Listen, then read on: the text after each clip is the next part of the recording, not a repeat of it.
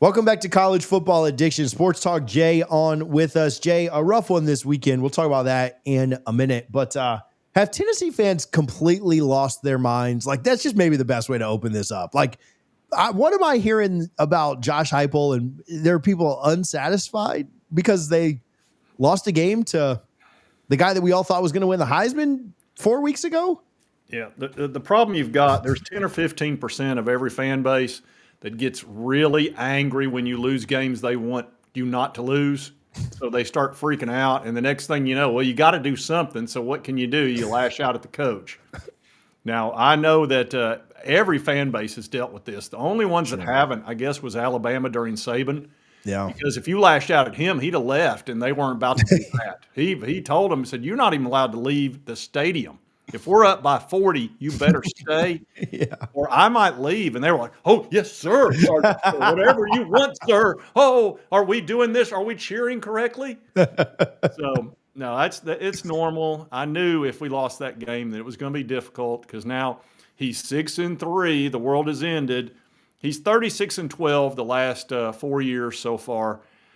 You know, that's 75% or so. That's pretty darn good in the SEC. You know, and they still, I mean, we talked about this before we talked about the Oklahoma game. Like, I don't think, no disrespect to the Tennessee fans that'll watch this, but I didn't look at Tennessee as a national title contender. They were a playoff contender, and they're probably going to finish one game. We'll see what happens down the stretch with Florida and Vandy, which are both winnable games, but both losable games for different reasons.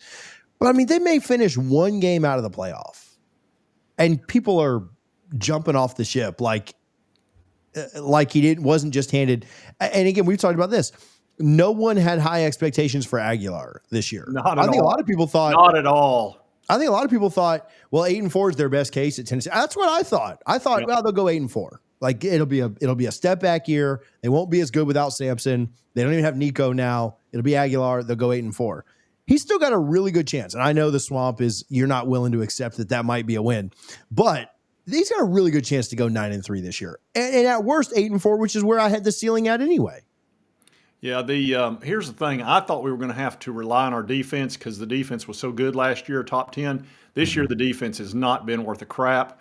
Joey has carried the offense. He's number 2 in total yards. He's got 21 touchdowns. He's thrown for 400 yards the last 2 games, which is Nico. I think Nico threw for 300 one time. Joey's averaging over 300. He's been really good. He's made a couple of mistakes. He made 2 mistakes in the Oklahoma game. And that's about it. He's not made very many mistakes. So really, he played fantastic against Georgia. I mean, before the season, if you'd asked Tennessee fans, 8-4 was probably what they expected. So, Do you think Josh will? There was rumor or talk of the defensive coordinator leaving. I thought maybe it was to Clemson. Do you think he will make changes along the defense? Is it more of a personnel thing? Because the defense was so good. So it's hard for me to think that a coach just forgets how to scheme. Do you think it's just more of the athletes? Again, the secondary's been so banged up that obviously it's hard to do much there. But what are your thoughts just projecting out on the defense going forward? Tennessee put in so much money on those 2 cover corners that we had, and they were both shutdown corners, both of them. And one of them got hurt in the offseason. The other one got hurt in the very first game. I don't even think he got out of the first half. So we've been limping in the secondary ever since. And you've got all that money sitting on the bench. And, I mean, that's really what it boils down to is when we're in the NIL age where you can't tie up a ton of money and get no production out of it. And it affects you. It just does. And we're going to see that all over the country especially the next few years because everybody's going to be dealing with the same amount of money. So I think the days of the Alabama, Georgia, Texas, probably Ohio State too, of just total domination are probably coming to an end because the top's going to come down and the bottom's going to move up. And you've seen that with Indiana, for example. They started spending money and they look great, and they used to be not very good. Yeah. And Georgia and Alabama are not kicking the crap out of everybody anymore. As a matter of fact, Georgia's super lucky to be where they are. I mean, they have just been the cardiac kids. Alabama's not pushing everybody around like they used to. So, I just think this is the world we live in now. Yeah. All of the powers that you just mentioned. I mean, you think about Indiana up there, you think about Ole Miss up there, BYU. BYU's lost 2 games in the last, and I know the Big 12 is not quite the SEC, but BYU's lost 2 games in the last 2 years. They're good. You think about Texas getting pushed around by Kentucky and Mississippi State, finding a way to win those in overtime, losing in the swamp which I know the swamp is tough, but no excuse for them to lose in the swamp. Georgia could have lost to Auburn, could have lost to Tennessee, could have lost to Florida. Like Georgia could be 5-4 right now, or 4-4 right now. Yeah, we had them. I mean, we had them by the throat. Yeah. Anything goes our way the last 4 minutes, we win that game. Anything goes our way. It was such a Georgia game where you think you've got them on the ropes, and I mean, it's that classic meme of if you come at the king, you better not miss. Exactly. And you got to take him down. It just, you've got to, I mean, I don't know if you ever watched Pate, but Pate says you got to cut the head of the snake off. Yeah. And man, if that doesn't tick off Georgia's opponents, I mean, I know Florida feels the same way right now after Saturday. They were this close, you know? And but I know you didn't lose any sleep over that one. Tennessee fans, if you're watching this, if you're enjoying our content with Sports Talk Jay, do me a favor, go to alumnihall.com right now. You can visit them online or in store. You can get 15% off all of your college football, college basketball, college baseball gear by using our code CFA15. That works online or in store. If you're a fan of another team that Alumni Hall carries their merchandise, go use our code. You're shopping for this stuff anywhere. I know all of you guys are just like me. You wear this logo or that logo everywhere you go. Make sure you're getting it at Alumni Hall online or in store. It'll work all across the country. CFA15 is your code to save 15%. We appreciate the good folks at Alumni Hall for their support. Well, Florida's happy. Even though they lost the game, they're happy. They are. It's like I tuned in to say, well, this will make me feel better. And they're over there going, well, you know what? We showed up and we didn't miss the bus and guys were standing on the sideline. Our shoelaces were tied right. I did a show with Allie this morning and I told her that live on the show. I said, look, I watched Jay's video from this weekend and Zach's on there, I can't cuss on Locked, but like Zach's cussing his head off in his mind and Chris is mattered and you know what. And I see he's got you on there and he's like, he said it was a double bad weekend for him because not only did his team lose, but he misses Billy Napier and he just is, man, it was, hey, we got 11 guys on the field. We didn't have any false starts. Dude, I'll never get over I miss Billy Napier so much. You have no idea. Who you miss more, Peyton Manning or Billy Napier? Billy Napier. Billy Napier. I'm telling you, I've gotten over the Peyton Manning thing, but Billy is fresh. The pain is real and it's fresh. Oh my gosh, I was dying. And she just sat there laughing when I told her that. It's true. We were live on the air, so she could say too. But man, I was dying. And she said, yeah, that's the moral victory game that we're playing right now. And she's so fair too. She's been so fair to Billy Napier.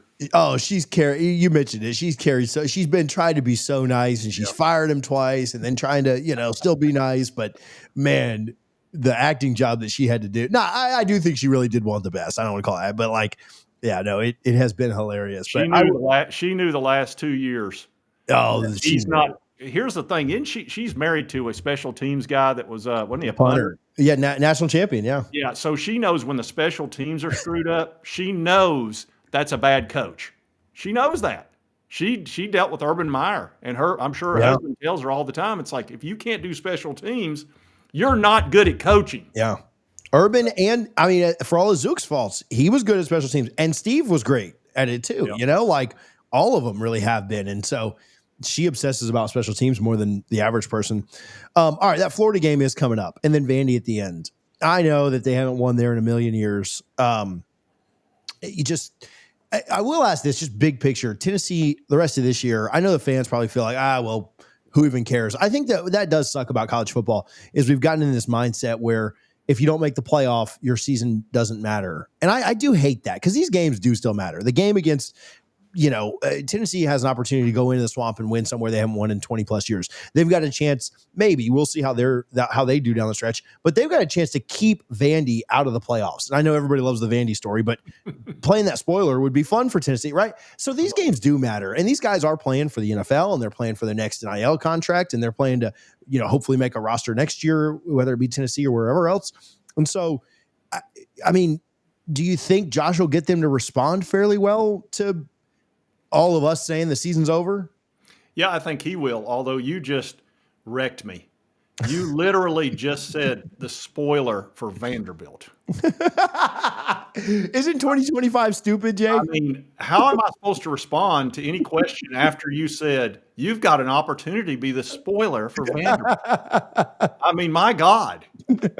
I don't even know how to function from this point forward because it's real. It's true. Yes. Oh my God! Oh, if we could just spoil Diego's party. Now I'm negative. It would be kind of fun to do though, because they play Auburn and Kentucky next. Like they're winning their next two games. And so if you could be the one to let me just beat Florida. Let's beat Florida. Let's focus on that because I could feel real good about that. Even if we beat Diego, I'm just not even going to call him Vander. I'm just going to call him Diego. I mean, am I supposed to be like all excited because we ruined Vanderbilt's party? Where is that game? Will they storm the field? Oh, it's at freaking Neyland. Will they storm the field?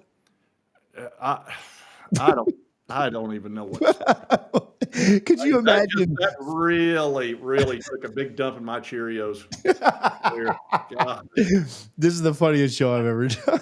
From the alley thing to spoiling Vandy. I'm going to be thinking about that for 3 weeks because they're going to win their next 3 games or 2 games, Kentucky and Auburn. Yeah, I mean, I'm tilted right now. I just tilted. I'm like a video game. So be it. Let me ask you about Hugh Freeze real quick. What does Auburn do? Like, because do programs have? I think programs have a little bit of an unrealistic expectation. You think about the programs in the SEC that expect to be in the playoff, right? It's Georgia, Alabama, A&M, LSU. I'd say Ole Miss is in that category now. I think Florida, despite never even sniffing the thing, I think they're up there. Tennessee's up there. They're 6. Did I mention Texas and Oklahoma? There's 8.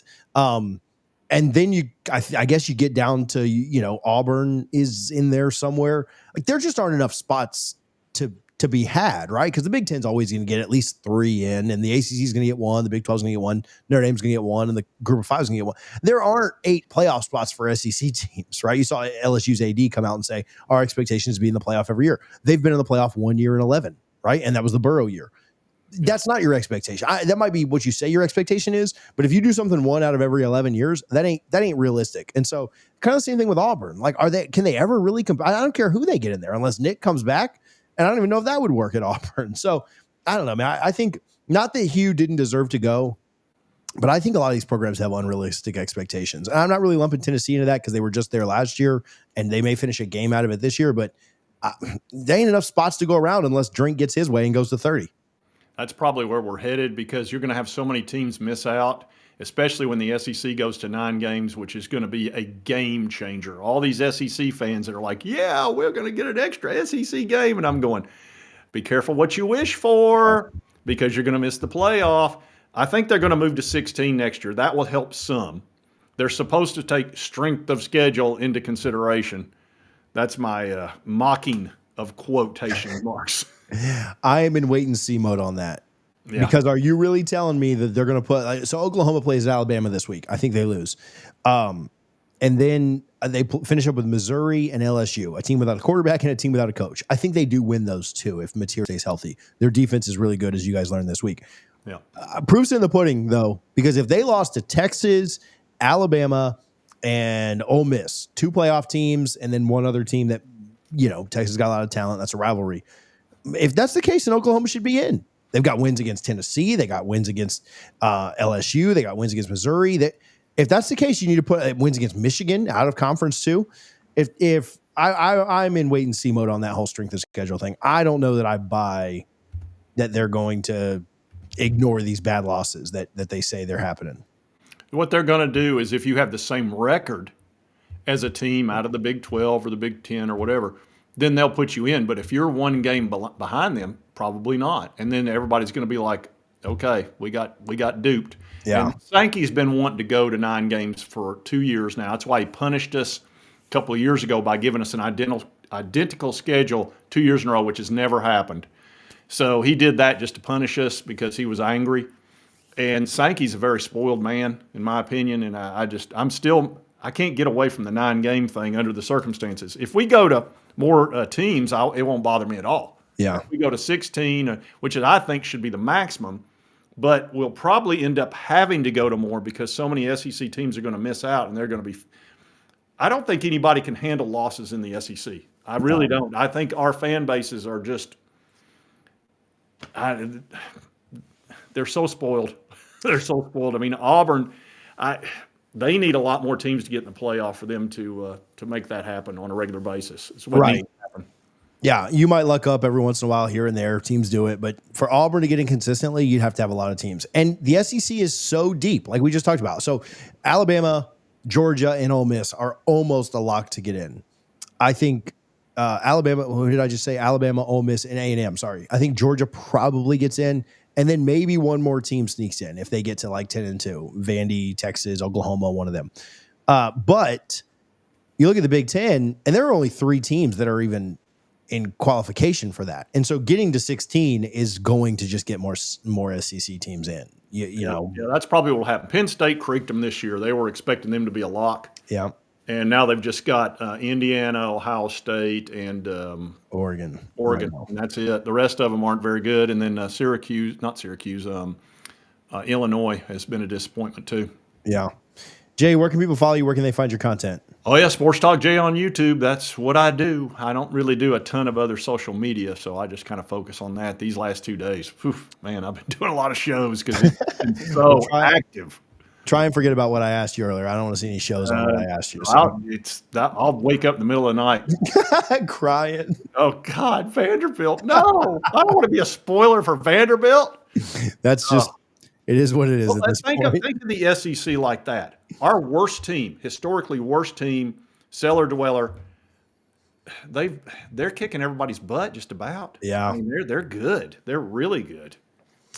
It's a wild time. Jay, thanks for hanging out, man.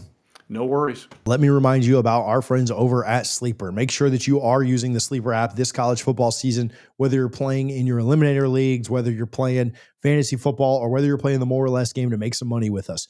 You can still deposit on Sleeper and get a 100% match up to $100 by using our code CFA. If you just want to click the link in the description, that'll autofill the code for you. It'll download the app and autofill the code. You don't have to do any work. Put your info in. Play the more or less game with us. Go get the free plays and make some money with us. Make sure that you read their terms and conditions because terms of use do apply. Appreciate Sleeper for their support here on College Football Addiction.